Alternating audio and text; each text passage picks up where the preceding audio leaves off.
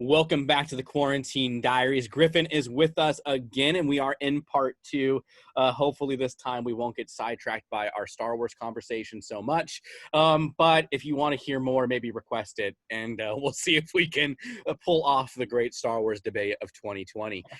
So we wrapped up with you working at a grocery store in the last video.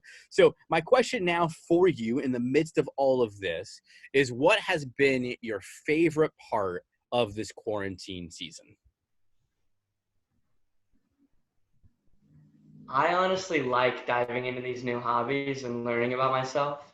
I think it's very interesting. Like, I would have never played chess if this didn't happen, and I'm starting to get really into it. And I think that I've been surfing a lot more than I used to, and Okay. I think that's very cool that I get to do that. I think that's probably my favorite part, and yeah, probably just that. Okay, that's good. That's perfect. So on the flip side of that, other than, the obvious stuff of not being able to see people, things like that, senior year getting canceled, etc., what has been like your least favorite part of quarantine?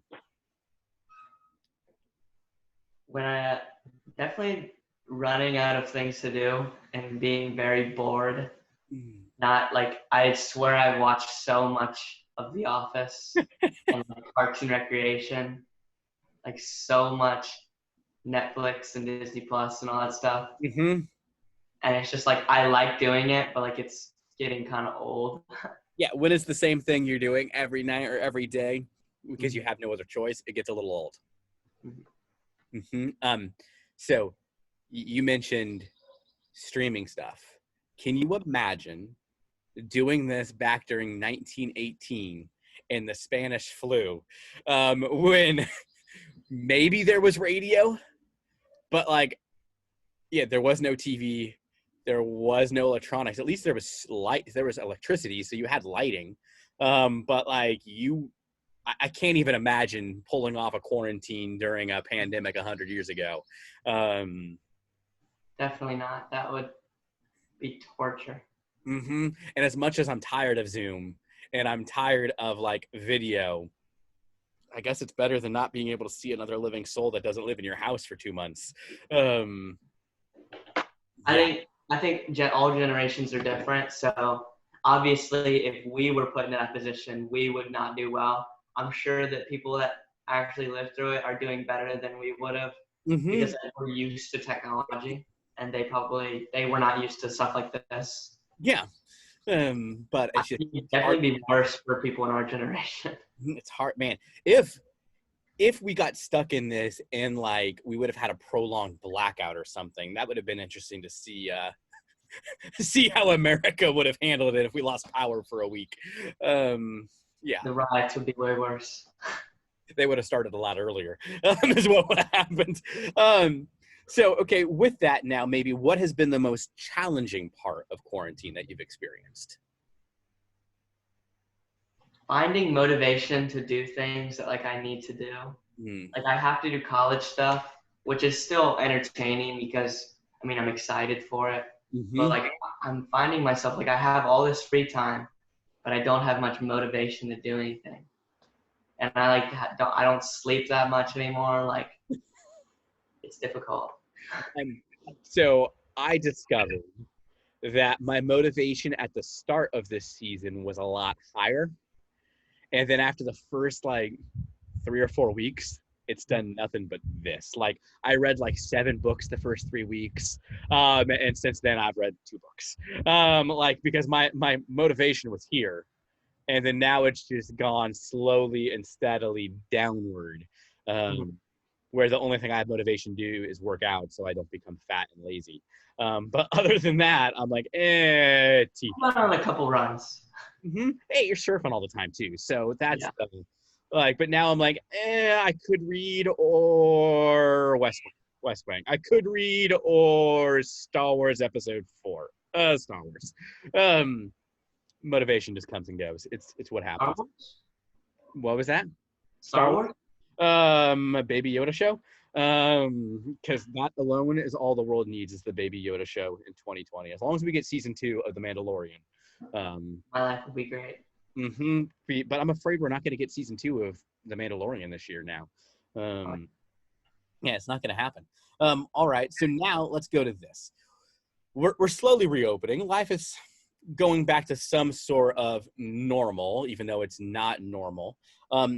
What is the thing that you have missed the most during this season of not being able to do, not being able to see, whatever that may look like?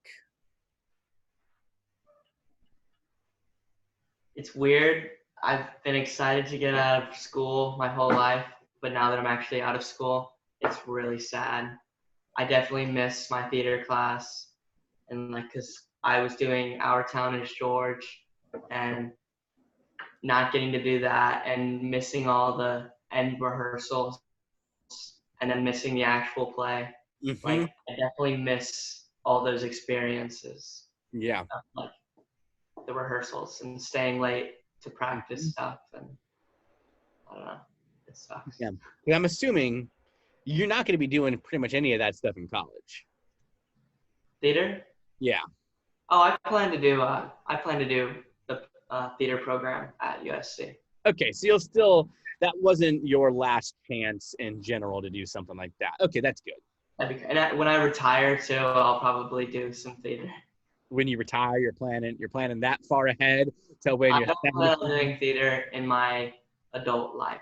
Okay, that's good. That's fun. Okay. So you're not saying farewell to it and got it cut like out from underneath of you without being able to say goodbye. So that's good. It'll definitely be a hobby over a job, though. Exactly. Community theater. Yeah, that's good. Now once we're slowly opening up again, but once even more sanctions get lifted and or stuff that currently isn't allowed to happen is allowed to happen, or when it's safer again, whatever the metric is, what is the thing you're looking forward to do the most? Go inside of a restaurant and have a normal meal. I'm very excited to do that. Do you have a meal in mind? I'm fine with literally anything. Just I want to be able to go and sit in a restaurant. I want to go to Longhorn again, or Jim and Longhorn Steakhouse? I love steak. Okay. I was going to say, do you have an ideal restaurant you want to go to? I figured you'd go with some sort of southern place, but no, you went with steak. So, okay. You surprised me a little bit. Okay. Steak. So even in the midst of all this, if you could travel to any place in the world and it was safe to do so, where would you want to go and why? Hawaii, Oahu. Dude. I want to go to the island of Oahu. All the beaches are still open, and you can surf, and the surf is just now winding down. Like, it's good right now, and it's winding down going into the summer because winter waves have bigger swells. Mm-hmm. Have you been to Hawaii before? I've never been. Dude, it is breathtaking. We went to Kona for our honeymoon, and I still have no word. Like, we will go back the moment we can afford to go back, just because. And we're torn between, do we go to a different island or do we go back to Kona? Like, because we know we liked Kona and Kona was fun. And so do we try, like, going to another one just to see it, or do we go back to the same one? Oahu. I do wish it was easier to travel between islands. But how do you get from? Is it like a boat? Plane or a boat, but it's kind of far, so you can't, like, you can do a Hawaiian cruise that takes you from island to island, but pretty much whatever island you go to, you're stuck at unless you do like a Hawaiian cruise. Because I don't think they're that, like, it's not like a hour boat ride between islands. They're kind of far away from what I've heard, which I guess kind of makes sense, but yeah. Okay, so you go to Hawaii, you go surfing. If you didn't go to Hawaii to go surfing, and surfing wasn't on the table, where would you find yourself going? I've always wanted to go to Australia. I also have I have some family over in Belgium. I'd like to go there. Okay. I'd like to go see Europe, Italy, France, and Australia. Not in Europe, but Australia too. Yeah, I do want to go to Australia. I've always thought going to Australia would be fun, and I don't quite know why I've always been so intrigued by Australia, but Australia seems fun. It's just cool. So now we get to the real heart of the issue and the real questions, my friend. Um, what do you think is one thing you have learned about yourself in this season that you wouldn't have learned any other way? I feel like I talked about it in my devotional thing. I feel like my trust in God has gotten bigger because I feel like I read that verse and like I just feel like it's all gonna work out and everything's gonna be all right. And I think God has a big part in what's going on. Mm-hmm. So I think I learned a larger trust in God throughout this season or whatever. Well, that's good. That's good.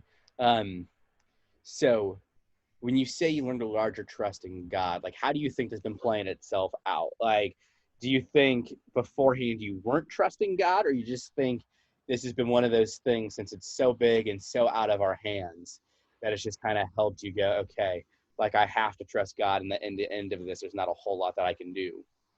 Yeah, I've always had trust in God. I definitely think it's just this is something that the world has really never seen before in this magnitude, and like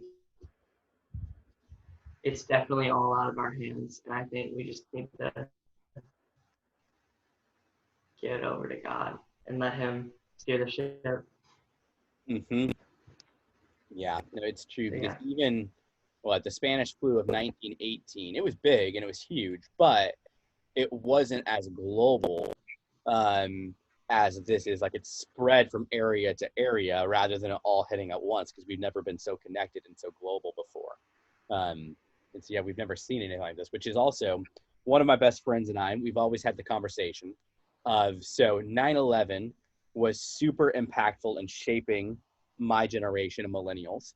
And so him and I have always had the conversation about, has Generation Z ever had, like, what's Generation Z's 9/11? Like, what's the thing that's going to shape them? You name it.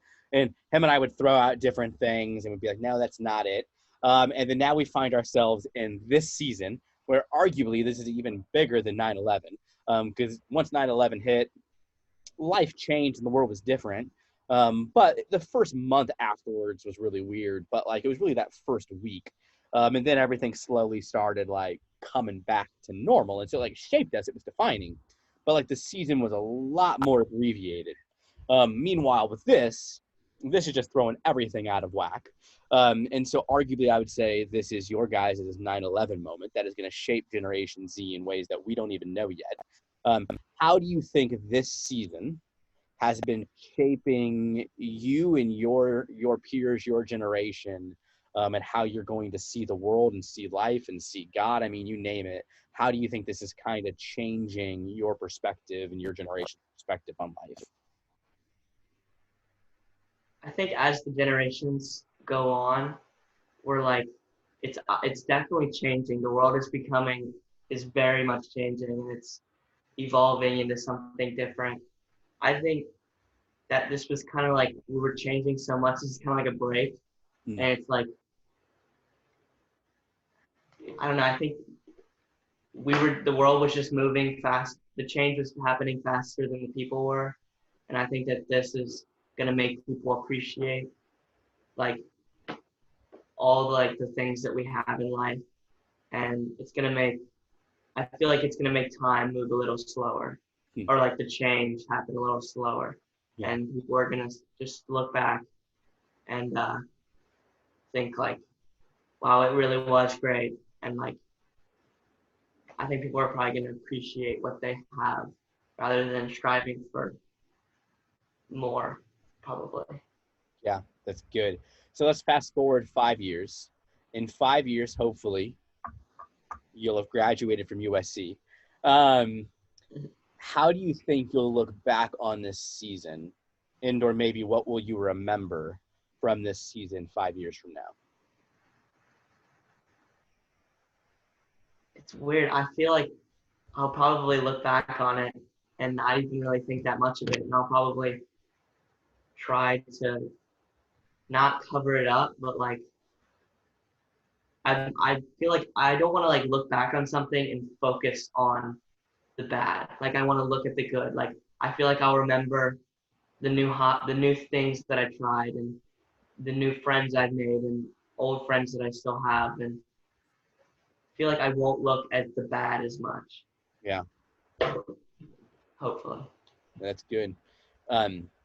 So even with that now, let's say 5 years in the future, you come back from Columbia, you come back from USC, you're here in Charleston. Ellie and I are here in Charleston. We invite you over for dinner, and you look to your left and you see little Jonathan or little Ellie, who didn't grow up during this, who never encountered any of this. They have no recollection of this.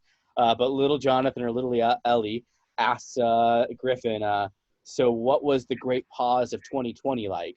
How would you describe this to somebody who has no recollection or no memory, never experienced this? Like, how would you describe this season to like a little kid in the future who is only going to be hearing about this through conversation and textbooks and whatever else it might be? It's just been quite a trip. Crazy. It's something that I've never experienced, and that I think this is a new thing, and it's just been wild. Like, it's hard to even I'm living in it, and it's hard to wrap my head around it. That, like, I'm thinking back, and, like, my whole life, I've had a routine of going to school, and then I didn't really realize all of that could just be taken away. And, like, I don't know, it's just crazy, like, how something, like, it's just dumb, like a virus, and then it takes everything away. Yeah. And our whole life is on, like, the great pause. Like, our whole life is just paused. I think that's just wild. That's something that wasn't as big when it started, and now it's huge. But something, like, so tiny can just stop everything. Yeah. I don't think anyone would have expected this to happen. No, I don't think anybody in their right mind. Like, there's all kinds of stuff that maybe you would think in the doomsday situation. But like, even heck, my generation freaked out over Y2K. And I remember my parents having a Y2K stockpile of canned goods. And then January 1st, 2000 hit and nothing happened. But like, we get so worked up over so many things that don't happen. And then, or we plan for, well, maybe nuclear, it'll be the nuclear holocaust of the 70s or whatever, the Cold War. Nothing ever happens. But then a virus comes and it's divisible. Something that, like, it's not like it's a non-living, it's like, it's an enemy that we can't really, like, fight. Yeah. It's not a physical thing. Yeah, if this was like a robot apocalypse or whatever, Terminator situation, cool. I know what to do. If it was zombies, I know what to do. Heck, if it's aliens from outer space, I kind of know what to do.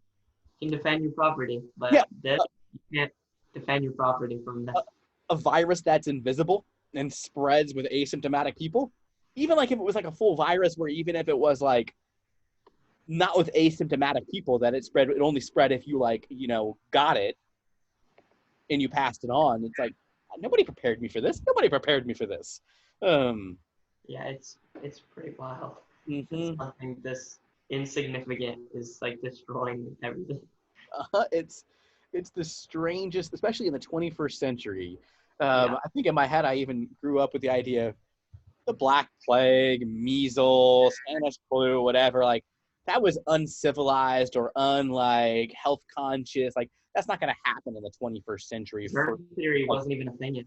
Yeah, people like a first world country. Like, yeah, maybe that'll hit in like a third world country, but like, there's going to be no pandemic that ever hits a first world country. Like, we have medical, that's not going to happen. Well, that's just how naive and wrong that thinking was. There's, like, how I love America so much. Like, I'm very patriotic, you know that. But it just shows, like, even, like, the top countries can be taken down over something so tiny. Like, again, it's so like something so insignificant that's not a physical killer, but like it seems like, I don't know, it's like not prepared. Like, I don't think the world was prepared to have something like this. Yeah, and I think it's because, I mean, especially with the way it spread, being a global society like we are now is fantastic. But I think because of the fact it's so easy now to go from point A to point B, that just changes the pandemic, the virus game so fast. It spreads so much easier. Because I'm sure someone from Europe, when it first came over to the Americas and South America and stuff, I'm sure that someone did not have any symptoms and they came here and then it spread all over. Never would have thought about it because you weren't sick and you didn't know it was there, and you can easily hop on a plane to go from Italy to Hawaii without even thinking about it. Yeah, it's a strange time, but I love the fact that we're more connected than we've ever been. But it's strange when you used to have to travel by a boat with a sail across the Atlantic. That changes things, or the Titanic across the ocean. That changes things. Well, Griffin, it's a pleasure to know you and talk to you. Before we officially log off, do you have any other brilliant pearls of wisdom you want to share with the crew about quarantine, or any other hot takes you want to share that Revenge of the Sith is your favorite Star Wars movie? I mean, yeah, you might as well say The Hobbit. You might as well say The Hobbit is your favorite book in the Lord of the Rings at that point, because that's the equivalent. Lord of the Rings. Hobbit was boring. Yeah, boring. That's that's the word for The Hobbit. Boring. So, anything else you want to share to the fam, my friend? Just try new things and be confident. I like that. All right. Say goodbye to Griffin. Thanks for tuning in, and we'll catch you next time, guys.